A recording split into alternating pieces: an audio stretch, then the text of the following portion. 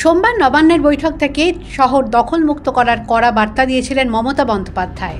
তারপরেই অ্যাকশন মোডে পুলিশ। সোমবার সন্ধ্যে থেকেই শহরের বিভিন্ন এলাকায় ফুটপাত দখলমুক্ত করতে পুলিশ অভিযানে নামে।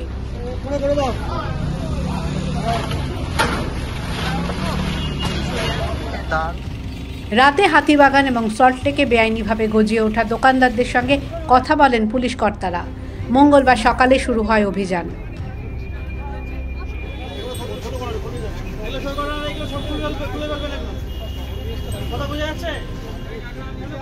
রাজ্যের তথ্য প্রযুক্তি তালুক সল্টলেকের সেক্টর 5-এ কর্মসূত্রে হাজার হাজার মানুষের আনাগোনা।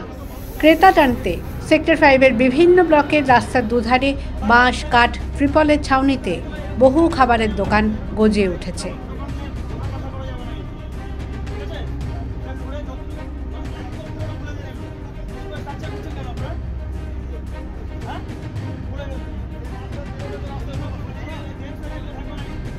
শুধু দিনে নয়, রাতে আসা কর্মীদের জন্যও চালু থাকে দোকান। অভিযোগের ফলে রাস্তার দুপাশে ফুটপাত কার্যত চলে গেছে অবৈধ দখলদারদের কবলে। মঙ্গলবার ইলেকট্রনিক্স কমপ্লেক্স থানা এলাকার ফুটপাত দখলমুক্ত করতে হানা দেয় পুলিশ। প্লাস্টিক টাঙিয়ে ব্যবসা চালাচ্ছিলেন যারা, তারা পুলিশের ধমক খান। সল্টলেকের 16 নম্বর ট্যাঙ্কের কেবি ব্লকের ফুটপাতের দোকানগুলো সরিয়ে দেয় বিধাননগর কর্পোরেশন এবং পুলিশ কর্মীরা। এসএসকেএম হাসপাতালের বাইরের ফুটপাতের জবরদখল হটাতে উদ্যোগী হয় কলকাতা পুলিশ। সেখানে পৌঁছে গিয়েছিলেন স্থানীয় কাউন্সিলরও। তিনি নির্দেশ দিয়েছেন, ব্যবসায়ীদের দোকান ছোট করতে হবে না, তবে দোকানের সামনে চেয়ার, টেবিল এবং ছাতার মতো জিনিসপত্র ফুটপাতে রাখা যাবে না। ফুটপাত লাগোয়া অংশে স্টোভ, গ্যাস জ্বালিয়ে রান্না করা যাবে না। বাড়ি থেকে রান্না করে খাবার এনে বিক্রি করতে পারেন ব্যবসায়ীরা।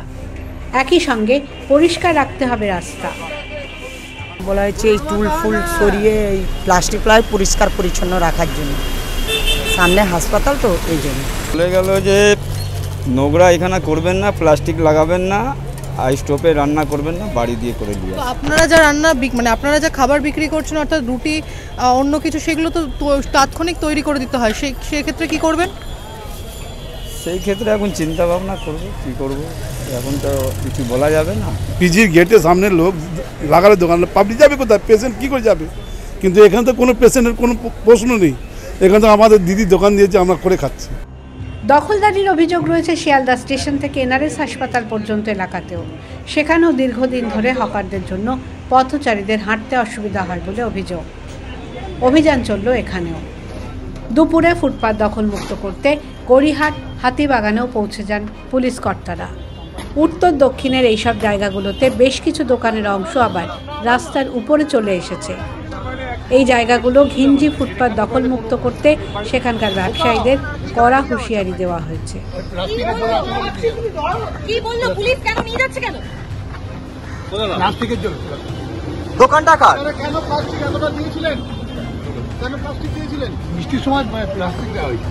ফুটপাতের বাইরে তো দোকান বেরিয়েছে, ফুটপাতের যায় তো তার বাইরে তো দোকান বেরিয়েছে। এবার কেউ যদি নিয়মের বাইরে যায় তাকে তো ফেস করতেই হবে।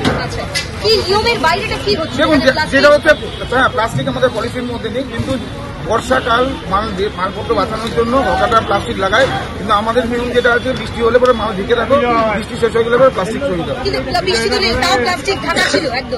যেখানে আমি বললাম যে নিয়মের বাইরে যাবে তাকে ফেস করতে হবে। পরিষ্কারের জন্য গভর্নমেন্ট অর্ডার আছে, করা হচ্ছে। প্রীতি সাহা, প্রিয়াঙ্কা পাত্র ও ঐশী মুখোপাধ্যায়ের রিপোর্ট, দ্য ওয়াল।